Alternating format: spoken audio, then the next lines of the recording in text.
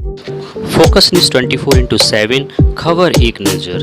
शिव जी कहते हो भोलानाथ भोलानाथ महादेव दिगंबर आपके। गांव का वातावरण है हरी 101 सुखीन शर्मा माथे हरी 500 रुपये रमेश चंद्र त्रिपाठी हरी 500 रुपये मुकेश कुमार शर्मा हरी 1100 रुपये अमित कुमार बरुआ शिक्षक हरी 1100 रुपये डॉक्टर महेश कुमार शर्मा हरी 1100 रुपये डॉक्टर अशोक शर्मा गीता शर्मा काथा 1100 रुपये अमर सिंह शर्मा शिक्षक रही हाल नेहोना 1100 रुपये दुर्गा प्रसाद शर्मा हरी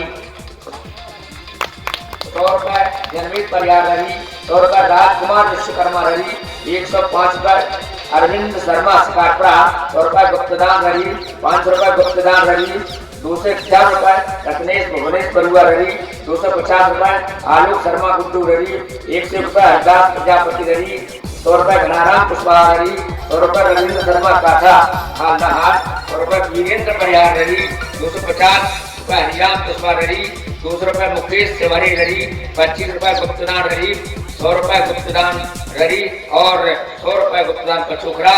आज यह महान भावों को कोट कोट धन्यवाद। इसी प्रकार से कृपा बनाए रखें। और भी दान आया है 500 रुपये मनोज शर्मा अरुण शर्मा पटेल रही 1100 रुपये महाराज सिंह शर्मा पंडित जी रही और 1100 रुपये अनंत राम शर्मा पटेल रही। सभी दानदाताओं को कोट कोट धन्यवाद। इसी प्रकार से कृपा बनाए रखें। भगवान शंकर आपकी मनोकामना कैसे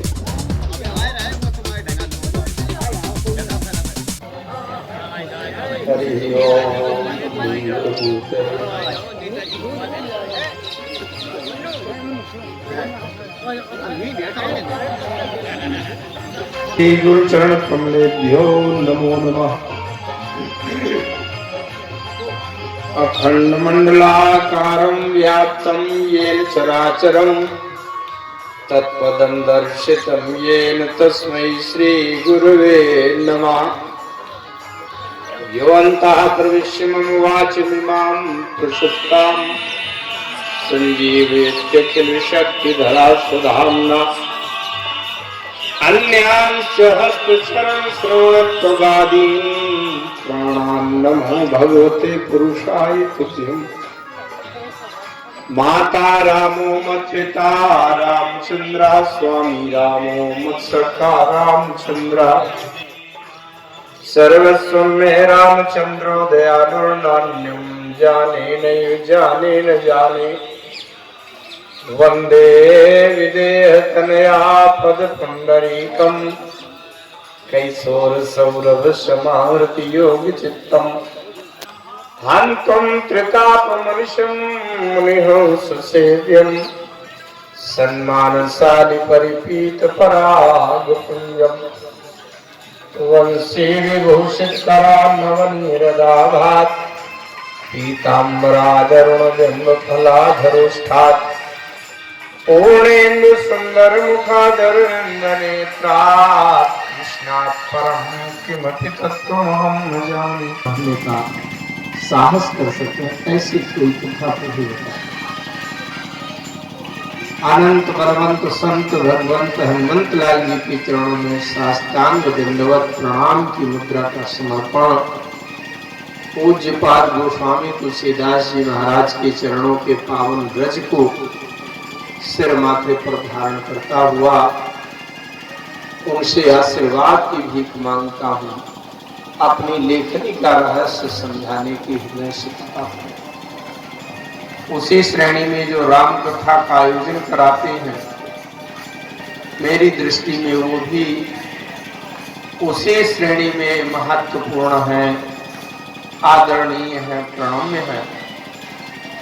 जो समिति 40 वर्ष से राम कथा का आयोजन करा रहे हैं निश्चित रूप से भगवान की कृपा का ही संबल है। इस मंच का संचालन करने वाले आदरणीय बड़े ही साहित्यिक शीर्ष पर स्थित जो आशु कवि हैं, बैठे बैठे ही छंद और कवित्व की शैली में अपनी बात कहने में पूर्ण प्रतिष्ठित है। ऐसे आदरणीय भगवा जी तथा भारतवर्ष की कथा जगत में जो प्रकाशमान है सूर्य की भांति, ऐसे बांदा से आए हुए मैं जिनको आदरणीय समझता हूँ, मेरे अग्रज हैं, मुझसे वरिष्ठ हैं, ऐसे पौराणिक संस्कृत वाङ्मय गोस्वामी तुलसीदास जी के साहित्य के बड़े ही अधिकारी विवेचक आदरणीय श्री कृष्ण मिश्र जी, प्रारंभ में जिनकी कथा स्वर और सरलता, सहजता, मधुरता से सुनी है, उसकी बेटी मिथिलेश्वरी जी, जो राम कथा, भागवत कथा करके बड़ा ही भगवान का अमृत यश वर्षण करती है। आप सभी इतनी कड़कड़ाती सर्दी में भी जो कथा के लिए दत्त चित्त एकाग्र होकर बैठे हैं, साल भर प्रतीक्षा करने के बाद इतनी तन्मयता से बैठे हैं। हमारी माताएं भी कितनी शांति और एकाग्रता से बैठी हुई है। आप सबका मैं हृदय से महत्व करता हूँ। आइए, एक बार एक यात्रा में 150 लोग जा रहे थे। 150 लोग जा रहे थे, 150 लोग, और उनमें से 149 लोग बोल रहे थे राम नाम सत्य है। तो समझ गए कहाँ जा रहे? ये वाक्य कहीं से शंकर जी ने सुन लिया। शंकर जी बड़े प्रभावित हुए, बड़ा तत्व ज्ञान बोल रहे हैं, दौड़े दौड़े चले आए।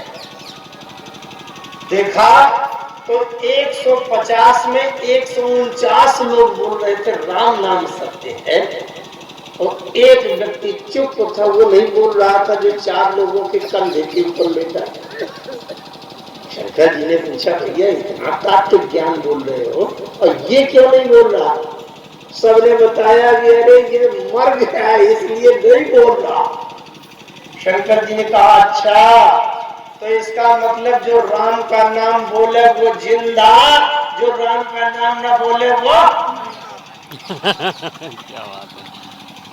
मैं सबको इसलिए ये बात बता रहा हूँ कि राम नाम का कीर्तन करेंगे तो कैसे कोई बीच में ऐसा न रह जाए जो बगल वाला शंका करने लगे कि है कि गया। इसलिए जो राम का नाम बोले वही जिंदा, और जो राम का नाम न बोलेगा तो शंका हो जाएगी कि भैया है कि गया। इसलिए किसी के ऊपर शंका न होने पावे, प्रत्येक व्यक्ति के मुंह से राम का नाम निकले तो बात, और फिर भगवान ने कहा श्री राम जय राम जय जय राम, श्री राम जय राम जय जय राम, राधा वल्लभ जय घनश्याम, राधा वल्लभ जय घनश्याम, मंगल भवन मंगल हारी, मंगल भवन मंगल हारी, द्रवहु सुदशरथ अजिर बिहारी, सुदशरथ अजिर बिहारी, हार घुनंदन प्राण पीते, हार घुनंदन प्राण पीते, तुम बिनु जियत बहुत दिन बीते, तुम बिन जियत बहुत दिन बीते, मोरे तुम प्रभु गुरु पितु माता, मोरे गुरु पितु माता, जाऊं कहाँ तजी पद जल जाता, जाऊं कहाँ पद जल जाता, जय सिया राम जय जय सिया राम, जय सिया राम जय जय सिया राम, संकट मोचन जय हनुमान, संकट मोचन जय हनुमान, श्री राम जय राम, श्री राम जय जय राम, बोलिए भक्तवत्सल भगवान की। श्री राम नाम भगवान की, श्री रामचरितमानस भगवान की, गुरु शंकर भगवान की, संकट मोचन श्री हनुमान जी भगवान की, पूज्यपाद जगत गुरु गोस्वामी तुलसीदास जी महाराज की जय। जय श्री सीताराम। राम जी जो आनंद सिंधु है, जो आनंद सिंधु सुख राशि। अच्छा, जहां आनंद का महासागर भरा है, आनंद सिंधु क्यों कहा? अगर 2-4 लीटर 10, 20, 25, 50 लीटर आनंद होता, कुछ लोग राम जी की आनंद के टैंकर का कैप खोली आते नाली में भर जाता, तो आनंद शून्य हो जाते। अच्छा, जैसे सीमित आनंद होता, त्रेता सतयुग तमाम युगों युगांतर से लोग लाइन लगाए थे, एक एक बूंद टपकाते रहते, तो अभी तक राम जी का आनंद वाला स्टॉक खत्म हो गया होता। लोग कहते कि अब आनंद का स्टॉक खत्म हो गया, तो हम काय के लिए हाथ जोड़े खड़े रहते। इसलिए राम जी के पास आनंद का जो भंडार है, जो आनंद सिंधु, आनंद के महासागर। लेकिन एक जगह, अच्छा, जैसे 2-4 साल 5-7 साल 10 साल पानी न बरसे, कुआं सूख जाएंगे, तालाब सूख जाएंगे, ट्यूबवेल का पानी सूख जाएगा, ये तो हो जाएगा। लेकिन अगर कोई आकर के कहे कि हिंद महासागर में एक बूंद पानी नहीं है, प्रशांत महासागर में पानी खत्म है, तो जब हिंद महासागर प्रशांत महासागर में एक बूंद पानी नहीं रहेगा, तब ये सृष्टि नहीं रहेगी, है ना? राम जी में आनंद का महासागर भरा है, जो आनंद सिंह सुख है। लेकिन एक जगह इसका मतलब ये कहा गया कि राम जी किसी भी हालत में हो, आनंद में कमी नहीं आ सकती। परंतु एक प्रसंग में देखा गया, जब राम जी की सीता जी का हरण हो गया और राम जी आंसू बहाने लगे, सती जी ने प्रश्न कर दिया, भोलेनाथ अब बताइए ये काहे के सागर है? आनंद के महासागर है कि दुख के सागर? भगवान भोलेनाथ देवाधिदेव महादेव ने कहा, सती ये बाहर से चाहे जितना आंसू बहावे, मैं अंदर से इनको जानता हूं, इनके आनंद का स्टॉक कभी खत्म नहीं हो सकता। इसलिए कह दिया, जय सच्चिदानंद जग पावन, अस कहीं चलो मनोज न सावन जी। लेकिन जिसके अंदर आनंद का महासागर भरा है, वो रो क्यों रहे? राम जी रो करके मानो ये बता रहे हैं, ध्यान से समझना बात को। सीता भक्ति है, सीता भक्ति है, तो राम जी मानो ये बता रहे हैं कि अगर मेरी भक्ति मुझसे भी दूर हो जाए, तो जब भक्ति दूर हो जाती है तो आनंद सिंधु राम भी रो पड़ता है, रोने के लिए विवश हो जाता है। तो संसार के ये जीव शरीरधारी मनुष्यों की क्या गिनती है कि बिना भक्ति के कहीं शांति स्थिरता सुखानुभूति हो सके। इसलिए भक्ति के बिना जब आनंद का महासागर भी आंसू बहाता है, तो संसार में अगर सुख की अनुभूति करना है तो भक्ति प्राप्त करना ही पड़ेगा। भक्ति के बिना कोई सुख नहीं। आदि शंकराचार्य भगवान ने एक सूत्र दिया, शांति सीता समानीता आत्मा रामो विराजते। आत्मा के रूप में राम जी तो विराजमान है, पर शांति है क्या? शांति सीता है। इसका मतलब जैसे हमारे प्राण तो हैं, आत्मा तो है, लेकिन शांति नहीं है तो हम विकल हैं, रात दिन चिंतित हैं। इसी प्रकार से राम जी आत्मा है, लेकिन सीता जी शांति है, सीता जी में। सीता जी का हरण हो गया। मैं कथा को आगे ले चल रहा हूँ। चित्रकूट के पावन प्रसंग में हमारे आदरणीय विश्व जी बोल रहे थे और वो भी कल भी बोलेंगे, तो इसलिए मैं आगे ले चलता हूँ कथा को। तो सीता जी का जब हरण हो गया, सुग्रीव जी से मित्रता हुई। सुग्रीव जी ने पूरे विश्व के, धरती के, जगत संसार के बंदरों को इकट्ठा किया। पूरे बानरों की 4 टुकड़ी बनाई गई और एक टोली पूरब की ओर, एक पश्चिम की ओर, एक उत्तर की ओर चली गई। तीसरी टुकड़ी जो दक्षिण दिशा की ओर जाने के लिए तैयार खड़ी है, वहां प्रभु स्वामी जी ने लिखा कि सभी बंदरों ने प्रणाम किया दूर से। राम जी ऐसे बैठे, सबने दूर से प्रणाम किया। राम जी ने दूर से ऐसे ऐसे ऐसे करके आशीर्वाद दिया। लेकिन गोस्वामी जी लिखते हैं, पाछे पवन तने सिर नहावा। हनुमान जी भी दूर से प्रणाम कर बंदर को, सभी बंदर वो भी दूर से प्रणाम किया। राम जी ने कहा, हनुमान कोई दूर से प्रणाम करे तो चलेगा, लेकिन तुम्हारा दूर से प्रणाम स्वीकार नहीं होगा, तुम तो सबसे पहले निकट आओ। पाछे पवन तने सिर नावा, जानी काज प्रभु निकट बुलावा। निकट बुलावा। अच्छा, निकट होने का भी एक महत्व होता है विशेष। मानस के आधार पर अगर कहूं तो गरुड़ जी के लिए कोई विशेषता बताई गई। गरुड़ महा ज्ञानी गुण राशि, हरि सेवक, यहां तक तो विशेषता नहीं। गरुड़ महाज्ञानी है, गुणों के भंडार हैं, भगवान के सेवक हैं। लेकिन अंत में लिखने गोस्वामी जी लिख रहे हैं, हरि सेवक का अति निकट निवासी। अति निकट निवासी का भी महत्व है।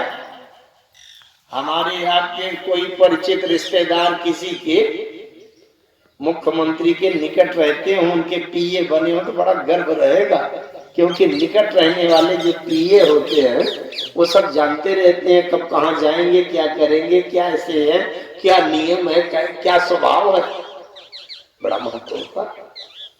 तो ये निकट, राम जी ने निकट बुलाया। राम जी ब्रह्म, ब्रह्म के अलावा और सब जीव। राम जी ने जीव को, हनुमान को निकट बुलाया, बंदर को निकट बुलाया। वैसे मैं एक बात कहूं कि प्रत्येक जीव ब्रह्म के निकट जाना चाहता है। प्रत्येक जीव ब्रह्म का अनुगामी है, उसके पीछे चलने वाला। अच्छा, चाहे जितना छोटा सा गांव हो, प्रत्येक व्यक्ति चाहता है कि कभी प्रधानमंत्री मोदी जी से मैं भी हाथ मिला लूं, और अगर हाथ मिला रहे हो अब फोटो खींच लिया जाए तो वो फोटो बढ़िया अच्छे से फ्रेमिंग करा के आगे वाले कमरे में लटकाते हैं की तरह है ना। सब लोग जाने माने निकट जाना चाहते हैं, राष्ट्रपति के निकट जाना चाहते हैं। लेकिन एक साधारण व्यक्ति अगर प्रधानमंत्री राष्ट्रपति के निकट जाना चाहे तो क्या जा पाएगा? अरे 20 वहां पहरे लगे हैं, तमाम जगह से आपको अड़चन रोक लगेगी। कौन हो, क्या हो, कहां से आए हो, क्यों जाना है, क्या आवश्यक है, क्या काम है, कब तुमने वो लिया था अपॉइंटमेंट। प्रत्येक व्यक्ति नहीं जा पाएगा। लेकिन एक दिन राष्ट्रपति महोदय का आपसे एक काम अटक गया, जो बिल्कुल साधारण गांव में रहने वाला सुरक्षा आदमी है, और राष्ट्रपति ने वहां से संदेशा भेजा, भैया राम प्रसाद, रवि के राम प्रसाद तुम आ जाओ, तुम्हारे बिना एक काम मेरा अटक गया है जो तुम्ही से बनेगा। प्रभुता से नहीं, दबाव से नहीं, शासन से नहीं, तानाशाही से नहीं, बड़ा निहोरा करके गए, भैया एक काम ऐसा फंस गया है जो तुम्ही से बनेगा। उस समय एक साधारण व्यक्ति का जो भीतर से हौसला होगा कितना बुलंद होगा। उस दिन उसको राष्ट्रपति से मिलने में कोई अड़चन है? अरे तुरंत जाएंगे, खट खट गेट खुलते चले जाएंगे, वहां लेकर के पहुंचा दिया। और बल्कि उस काम में अगर हम जा रहे हैं तो बड़ा गर्व रहेगा, राष्ट्रपति के मुट्ठी की सारी शक्तियां चाहे जो कुछ प्रयोग कर लूंगा, क्योंकि मुझे से काम बनेगा। क्या कठिनाई है? जब राम जी ने बुला लिया हनुमान को, तो एक बानर भी राम जी के निकट पहुंच गए। पाछे पवन तनय सिर नावा, जानी काज। यहाँ स्पष्ट लिखा है, कोई प्रभुता नहीं, तानाशाही नहीं, दबाव नहीं, शासन नहीं, जानी काज। भैया हनुमान, तुमसे ही मेरा काम बनेगा, आप तो निकट है। जानी काज प्रभु निकट बुलावा। और राम जी ने क्या किया कि राम जी ने अपना हाथ हनुमान के सिर पर रख दिया। परसासीस सरोरूह पानी, कर मुद्रिका दीन जन जानी। हमारे आदरणीय विद्वान संचालक जी ने कहा है आज कि सरल शैली से ही कथा सुनाइएगा, नहीं तो यहाँ उपनिषदों के सूत्र हैं। क्या है ये? उपनिषद में कठोपनिषद के बंदी 1 के 23 में लिखे रहता है, नाय मातमानोपलब्धते न मे दया न बहुना प्रवचनेन यजनेन च यमई वेश घृणुते तेन लभ्या। लेकिन उसकी चर्चा में नहीं करूंगा, वो कथा मंचों का विषय भी नहीं है, गोष्ठी का है। परसासीस, अब ध्यान दीजिएगा, सिर में हाथ रख दिया, राम जी ने अपने हाथ की अंगूठी निकाली, हनुमान को पकड़ा दिया। परसासीस सरोवर पानी, अक्कर मुद्रिका दिन जन जानी। हाथ की अंगूठी निकाली, हनुमान को पकड़ा दिया। अच्छा, हनुमान को पकड़ाते हुए क्या कहा? बहु प्रकार सीता ही समझायहु। बहुत प्रकार से सीता को समझा देना हनुमान। कहीं बल बिरह बेग तुम आयो, मेरा बल और मेरा विरह का दुख, विरह की दशा, ये समझा देना सीता को। ये कह करके जल्दी आ जा। यहां जब मैं ये पंक्ति पढ़ा करता हूं तो मुझे एक मन में बात उठा करती है कि राम जी को यहाँ कोई ना कोई संशय रखना चाहिए। क्यों? क्योंकि राम जी सबको सीता की खोज के लिए भेज रहे हैं, ढूंढने के लिए भेज रहे हैं। तो राम जी को ये कहना चाहिए, हनुमान अगर तुमको सीता मिल जाए तो, यदि मिल जाए तो शायद तुम सीता के पास पहुंच जाओ तो समझा दो। लेकिन अगर मगर किंतु परंतु लेकिन इफ बट कुछ तो कहना चाहिए कि नहीं? यहां संशयवाची शब्द नहीं रखा, सीधे कह दिया। बहु प्रकार सीधे समझा। क्यों कह दिया? यहां संशय क्यों नहीं रखा? इसको समझने के लिए मैं आपको एक दूसरे प्रसंग में लिए चलता हूं मानस में। बहुत ध्यान से समझिए। आगे एक प्रसंग आता है लंका कांड में, जब लंका के ऊपर युद्ध शुरू, आक्रमण कर दिया है और युद्ध शुरू है। लक्ष्मण जी युद्ध करने गए मेघनाद के सामने, और मेघनाद ने बड़ी घातक एक शक्ति मार दी। वीर घातनी छाणस सांगी, तेज पुंज लक्ष्मण और लागी, और लक्ष्मण जी मूर्छित हो गए हैं। अब वो जगाए नहीं जाग रहे। लंका से सुखेन वैद्य बुलाए गए हैं, और बुलाए गए उन्होंने कह दिया कि यहाँ से 60,000 योजन की दूरी पर द्रोण पर्वत है, और वो औषधि आ जाए, सूर्योदय न होने पावे। क्यों? क्योंकि जहाँ सूर्य की किरण निकलती है तो औषधि के पत्तों में जहाँ पड़ती है सूर्य की किरण, तो पत्तों का रस सूख जाता है और औषधि बेकार हो जाती है, फिर वो काम लायक नहीं रहती, फिर नहीं हो सकता। इतने समय के अंदर आ जाए। हनुमान जी गए, उस पहाड़ में पहुंचे, देखा शैल न औषधि चीना, और सहसा कपि पारी गिर उखाड़ लिया। अगहि गिर निशिनभ धावत भयउ, अवधपुरी ऊपर कपि गयउ। अयोध्या के ऊपर से लिए पहाड़, वहां की प्रत्येक वनस्पति जगमगा रही थी, प्रकाश हो रहा था। भरत जी ने देखा भरत विशाल होते निश्चर मने अनुमान, समझ लिया कि कोई राक्षस है, पहाड़ लिए चला आ रहा है, और झम से फेंक न दे, कोई संकट न खड़ा कर दे अयोध्या के लिए। तर्कस से बाण निकाल कर धनुष में लगाने का मन हुआ, एकदम से ख्याल आ गया, हमारे परिवार में बिना सोचे समझे आशंका में बाण चलाना बड़ा घातक है। एक बार हमारे पिताजी ने ऐसी भूल की थी। एक अंधे दंपति के पुत्र जिनका नाम श्रवण कुमार था, वो पानी पीने के लिए माता पिता को लेकर तुम भी गए और दशरथ जी ने देखा नहीं, सीधे शब्द में दीवान चला दिया और उसके श्राप के कारण से महाराज दशरथ को ये पीड़ा भोगनी पड़ी थी।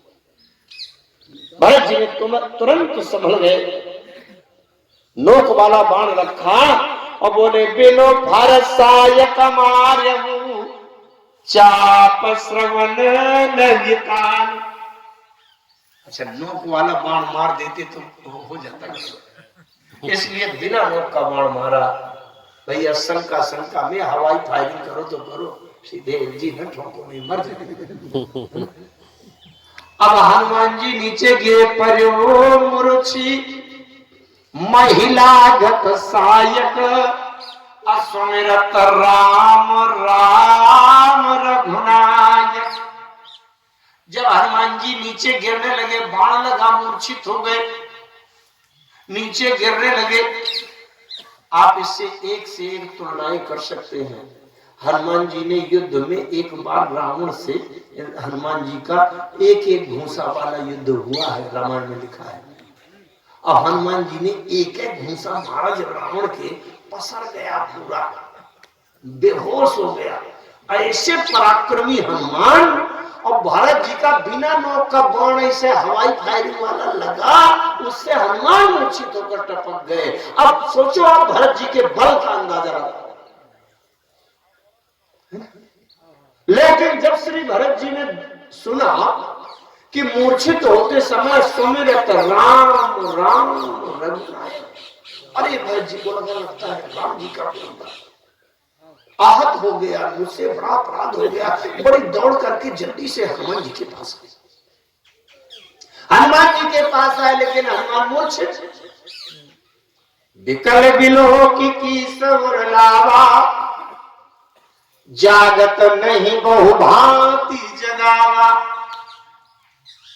अब वो राम राम कहते कहते गिरे हनुमान, और भरत जी दौड़ करके आए, जल के छींटे मारे, हवा किया, कुछ सुंघाने वाली दवा लेकर के आए, तमाम प्रकार का उपाय किया, जागत नहीं। और कितने प्रकार से जगाया, बहु भांति जगावा। इसका मतलब भरत जी के पास जितने उपाय हो सकते थे सब उपाय कर दिए, लेकिन हनुमान जी जाग नहीं।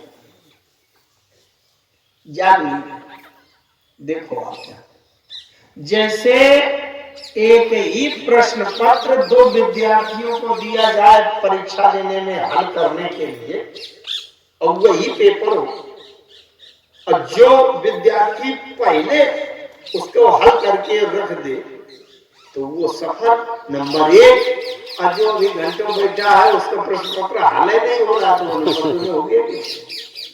यहाँ दो लोगों की परीक्षा है, किसकी? एक राम जी की और एक भरत जी की। अब दोनों के सामने एक समान समस्या रखी गई। राम जी के सामने लक्ष्मण मूर्छित और भरत जी के सामने हनुमान मूर्छित। अब दोनों से कहा गया जवाब, लंका में राम जी के सामने लक्ष्मण मूर्छित और अयोध्या में भरत जी के सामने हनुमान मूर्छित।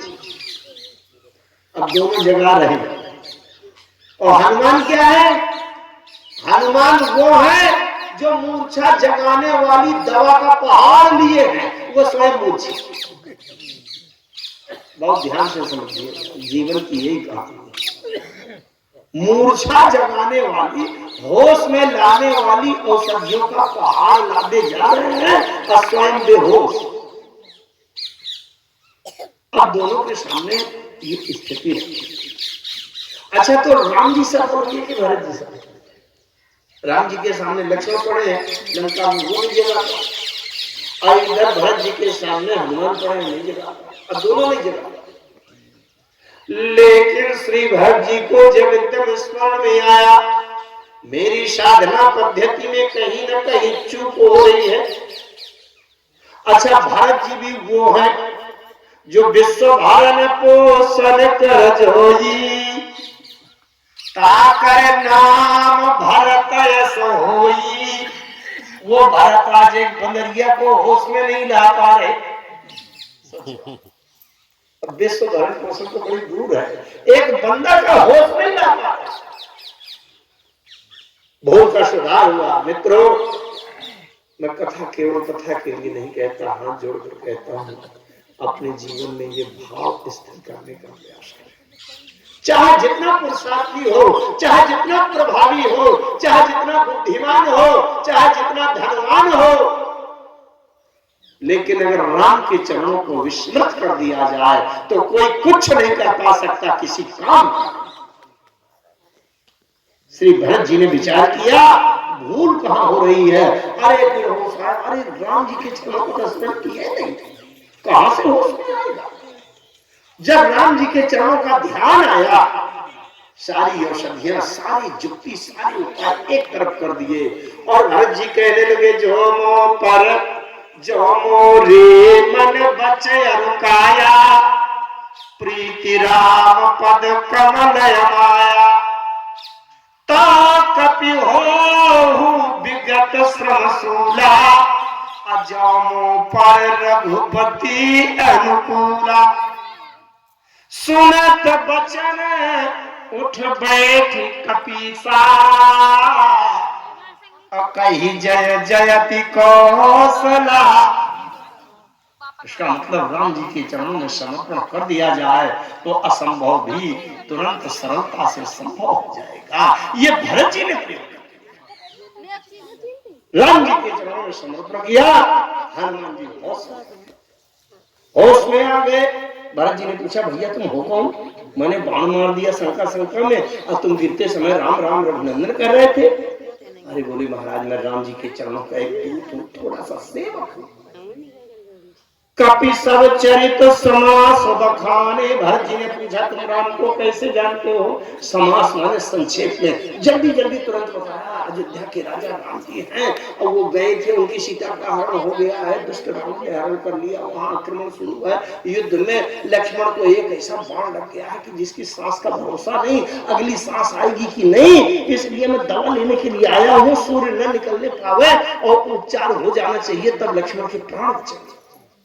इतनी दूर से पहाड़ लेकर के आया हूं।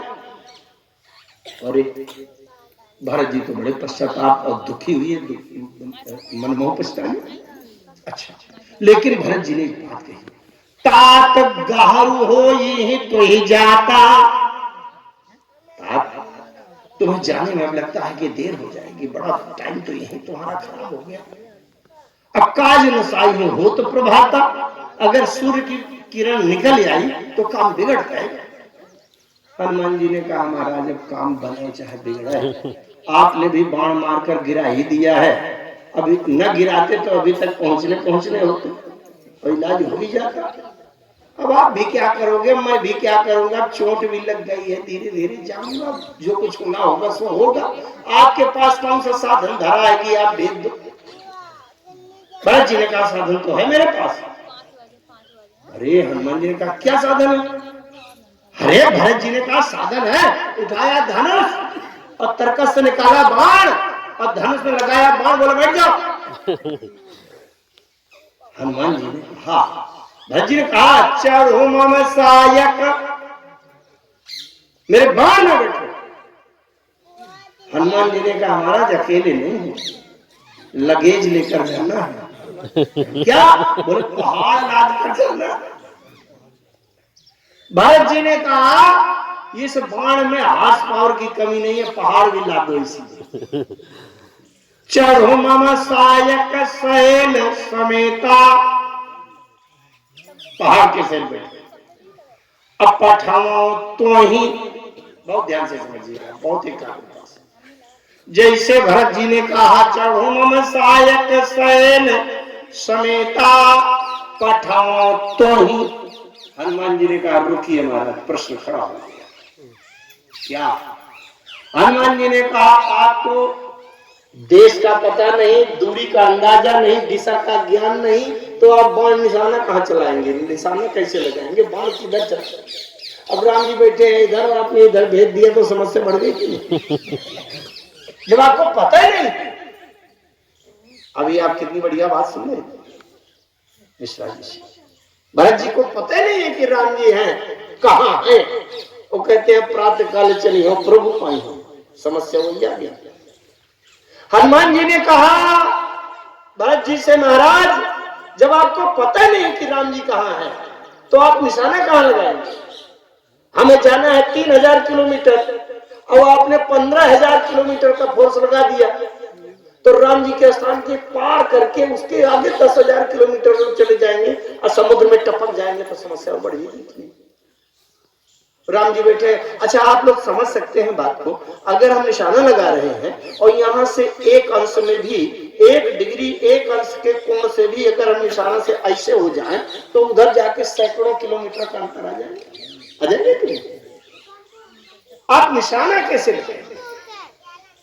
ये समस्या है। भरत जी ने कहा हनुमान, ये मेरी जिम्मेदारी नहीं है कि राम जी कहां है। ये जो बाण है ना, ये बाण मेरा पूर्ण विश्वसनीय विश्वस्त है। ये बाण जब धनुष से चलाया जाता है तो धनुष से निकलने के बाद ये रामय के पास जाता है और कहीं जाता नहीं है। इसमें निशाना लगाने की जरूरत होती है।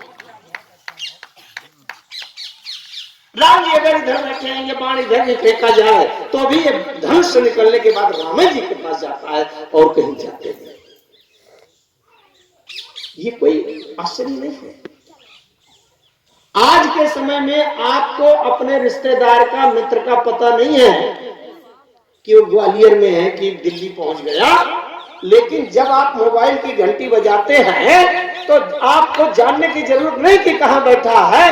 मोबाइल की घंटी वहीं बजती है, वो जहां होता है। बिना जाने आप मैसेज भेजते हैं तो उसी के मोबाइल में जाता है। चाहे ग्वालियर में बैठा हो, चाहे भोपाल पहुंच गया हो, लेकिन वो मैसेज वहीं जाता है और कहीं जाते।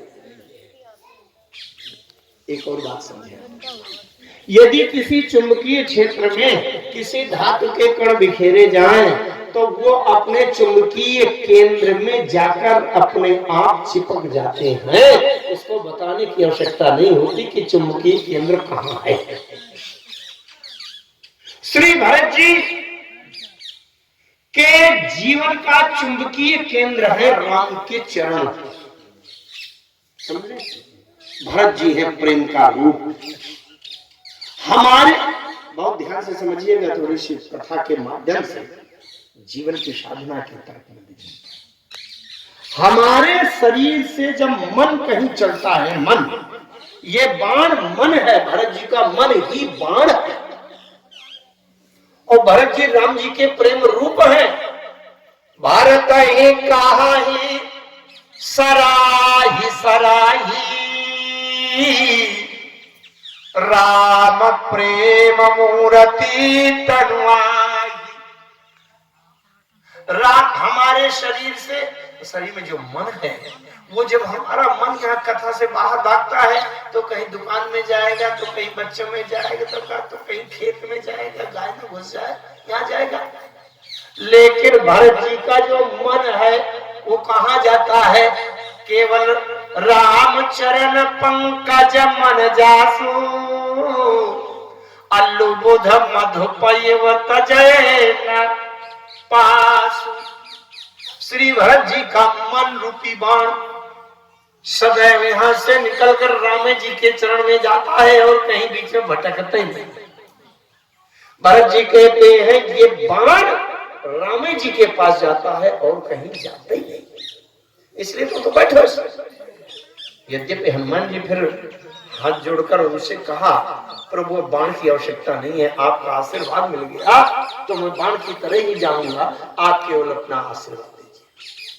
हनुमान जी जब लेकर के औषधि लेकर पहुंचे, आज रात्रि की बात थी, अब वहां वो औषधियों का पहाड़ जिसमें प्रकाश जगमगा रहा था, प्रत्येक वनस्पति चमक रही थी, और जैसे राम जी के सामने जाकर के वहां रखा पहाड़, तो इतना प्रकाश हुआ कि राम जी तो एक बार घबरा गए कि अरे लगता लगता है सूर्योदय हो गया और सूरज निकल आया, क्योंकि हनुमान ने भी दवा कराई नहीं है।